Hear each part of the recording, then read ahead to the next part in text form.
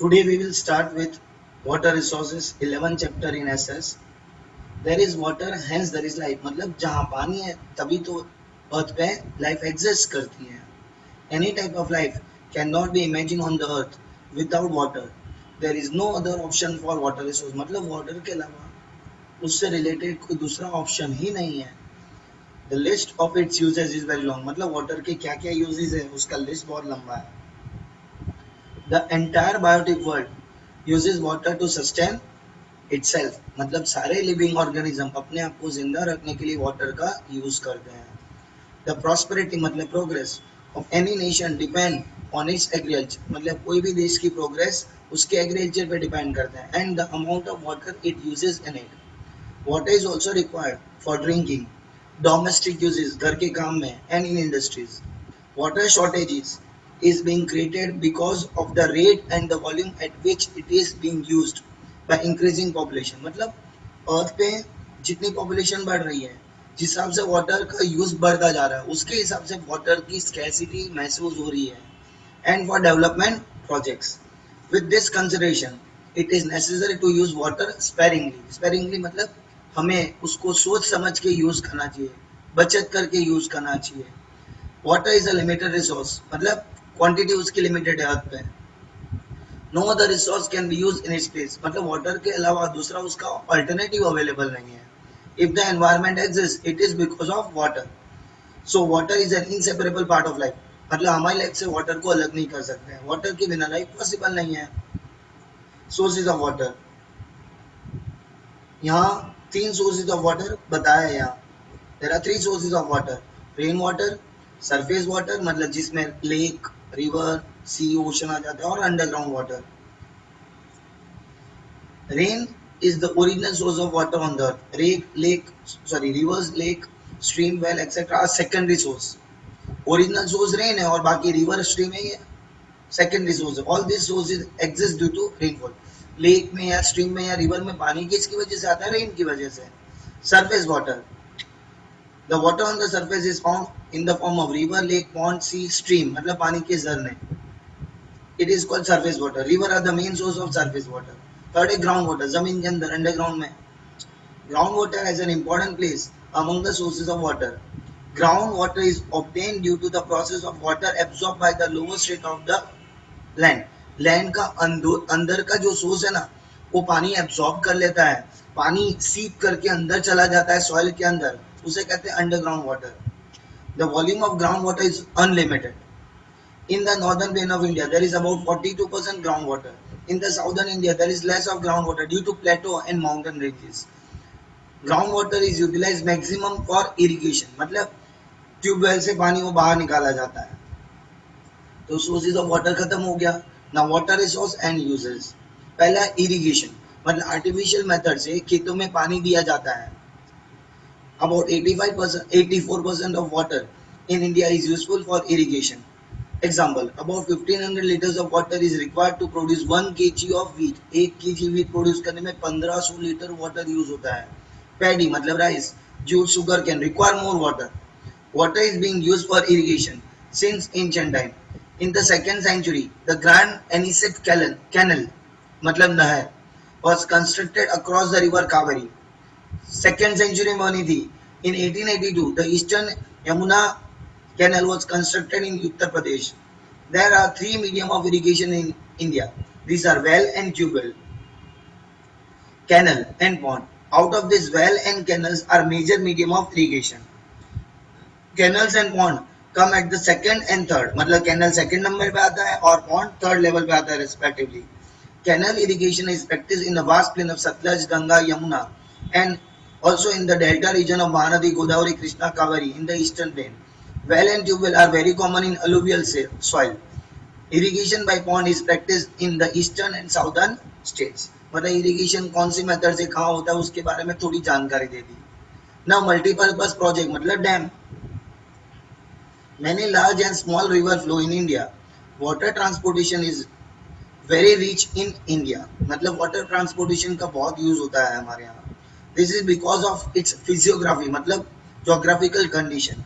In such is such that many rivers merge. बहुत सारी नदी आपस में मिल जाती है with other rivers and empty their water into the sea. पहले छोटी नदियां बड़ी नदियों में मिलती है और बड़ी नदियों का पानी सी में जाता है, with the idea that this water may be harnessed for various purpose. Harness मतलब हमारे लिए यूजफुल होगा for various purpose. Multi-purpose project are planned मतलब डैम प्लान किए जाते हैं on many rivers. A multi-purpose project means to solve problem. A multi-purpose project means to solve various problem associated with river valleys. River valleys में water के लिए जो problem वो solve हो जाती है ये multi-purpose project से। It include flood control. तो पहला काम होता है कि अगर आप डैम बनाते हो या रिजर्वियर बनाते हो तो फ्लड कंट्रोल में आ जाता है। Prevention of soil erosion, water for drinking and irrigation के लिए यूज होता है, इंडस्ट्रीज में यूज होता है। वाटर प्रोवाइडेड टू सेटलमेंट्स मतलब छोटे छोटे एरिया होता है रहने के लिए जहाँ पब्लिक रहती है, वहाँ ट्रांसपोर्टेशन वहाँ पानी पहुंचाया जाता है डोमेस्टिक यूज के लिए। Generation of electricity, internal water transportation मतलब कंट्री के अंदर ही वाटर ट्रांसपोर्टेशन में यूज होता है। एंटरटेनमेंट, वाटर स्पोर्ट्स वगैरह होते हैं। Wild life protection and development of fisheries, ये सब काम में मल्टीपर्पज प्रोजेक्ट का यूज होता है। अब ये चार्ट समझना है, ये मैप में भी आ सकता है। मल्टीपर्पज प्रोजेक्ट इन इंडिया, पहला है भाखरा नंगल मल्टीपर्पज प्रोजेक्ट। तो भाखरा अलग है, नंगल अलग है, दोनों पास पास में डैम है इसलिए भाखरा नंगल नाम दिया है इसको। ये सतलज नदी पे है तो पंजाब हरियाणा एंड राजस्थान को इसका बेनिफिट मिलता है। फिर कोसी प्रोजेक्ट का नाम है और रिवर का भी नाम कोसी है। कोसी रिवर पे कोसी मल्टीपर्पज प्रोजेक्ट है, ये बिहार में बना हुआ है, इसका फायदा ज्यादातर बिहार को मिलता है। दामोदर वैली प्रोजेक्ट, ये दामोदर नदी पे बना हुआ है, झारखंड और वेस्ट बंगाल को इसका फायदा मिलता है। हीराकुद डैम का नाम है, महानदी पे बना हुआ है, उड़ीसा को फायदा मिलता है। चंबल वैली प्रोजेक्ट, ये चंबल नदी पे बना हुआ है, मध्य प्रदेश एंड राजस्थान को बेनिफिट मिलता है। नागार्जुन सागर डैम बना है कृष्णा रिवर के ऊपर, आंध्र प्रदेश एंड तेलंगाना को बेनिफिट मिलता है। कृष्णराज सागर कावेरी नदी पे डैम बना हुआ है, कर्नाटक एंड तमिलनाडु को फायदा मिलता है इसका। तुंगभद्रा डैम का नाम है और रिवर का नाम भी तुंगभद्रा है, कर्नाटक एंड आंध्र प्रदेश को बेनिफिट मिलता है। सबसे बड़ा नर्मदा वैली सरदार सरोवर डैम नर्मदा नदी पे बना हुआ है, मध्य प्रदेश, गुजरात, राजस्थान एंड महाराष्ट्र को फायदा मिलता है।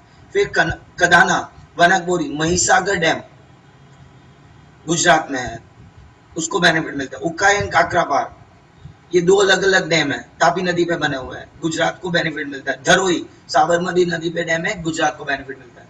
ये कोई भी फॉर्म में ब्लैंक एमसीक्यू ट्रू और फॉल्स की फॉर्म में आ सकता है ये, और मैप में भी आता है। और distribution of area under irrigation मतलब कौन कौन से एरिया को इरिगेशन का फायदा मिलता है।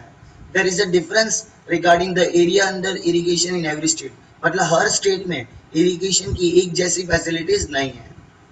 Coastal district in Andhra Pradesh, delta region of Godavari and Krishna river, Mahanadi delta in Orissa, Cauvery delta in Tamil Nadu, Punjab. Delta region का मतलब बताता हूँ कि रिवर के आसपास का बहुत फर्टाइल एरिया होता है ना, उसे डेल्टा रीजन कहते हैं। Cauvery delta in Tamil Nadu, Punjab, Haryana and western Uttar Pradesh are region of intensive irrigation of the country, मतलब यहाँ इरिगेशन फैसिलिटीज बहुत अच्छी है। After independence the irrigated area in India has increase 4 times, MCQ में 4 गुना इरिगेशन फैसिलिटीज बढ़ी है। Irrigation practice in about 38% of the net sown area, मतलब जहाँ खेतों में फसल लगाई जाती है 38% एरिया में इरिगेशन फैसिलिटीज है। There is a difference in the irrigated area as of different state, area आएगा, इरिगेशन एरिया में फर्क है। In Mizoram 7.3% area of total area sown is under irrigation, सबसे कम मिजोरम में है। एंड 90.8% एरिया में इरिगेशन फैसिलिटीज है पंजाब में सबसे ज्यादा। There is a vast difference between the total area under irrigation and total sown area. Sown area मतलब जहाँ फसल लगाई जाती है। More than 40% area of the total sown area is under irrigation in Punjab, Haryana, Uttar Pradesh, Bihar, Jammu Kashmir, Tamil Nadu and Manipur. अब water crisis, water crisis मतलब water की shortage और वाटर रिलेटेड प्रॉब्लम्स है। Water is a natural gift, ये गॉड की तरफ से या नेचर की तरफ से हमें गिफ्ट मिला है। Water shortage is constantly intensified due to increasing demand for food grain by increasing population. Population बढ़ रही है, इस पे फूड ग्रेन की डिमांड बढ़ रही है, इसलिए वाटर की स्कैसिटी बढ़ रही है। To go grow cash crop, cash crop के प्रोडक्शन के लिए भी वाटर की डिमांड बढ़ रही है। इंक्रीजिंग अर्बनाइजेशन, मतलब बड़े बड़े शहर डेवलप हो रहे हैं, इससे अर्बनाइजेशन की प्रॉब्लम बढ़ रही है।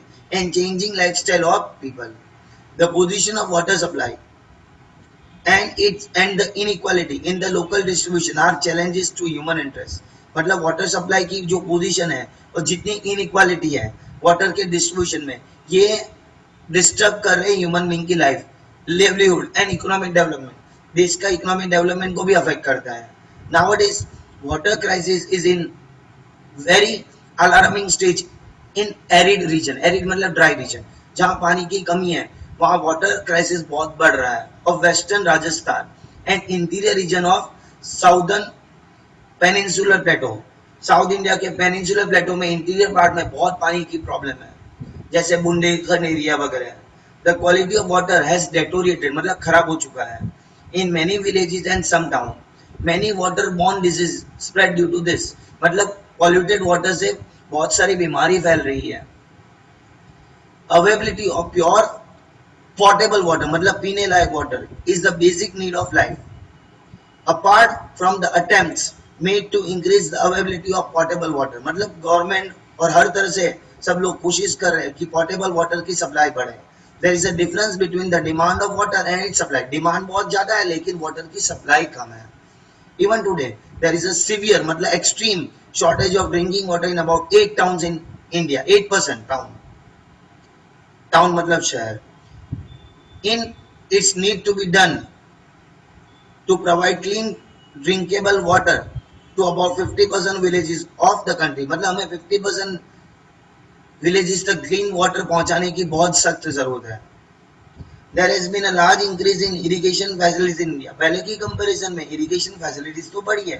However, 2/3 of the agriculture region still depend on rain water. अभी भी 2/3 मतलब करीबन 66% एरिया में आज भी एग्रीकल्चर रेन वाटर पे डिपेंड करता है। In recent times, the groundwater level has gone down considerably due to more and more water is extracted through well and tubewell।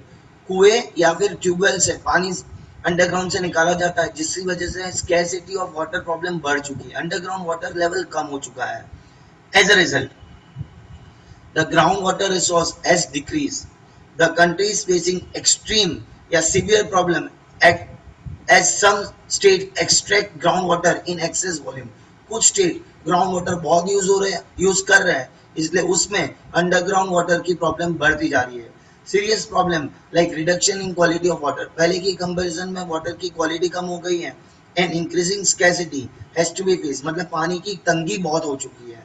Besides agriculture water is used in industries in uncontrolled quantity, मतलब इसके ऊपर कोई control ही नहीं है। Main source of water pollution are polluted water of domestic use, मतलब घर का गंदा पानी और इंडस्ट्रीज का पानी रिवर में, पॉन्ड में, लेक में या अल्टीमेटली सी में डाल दिया जाता है, जिससे वाटर पॉल्यूट होता है। ये फर्स्ट वीडियो इसका मैं एंड कर रहा हूँ यहाँ।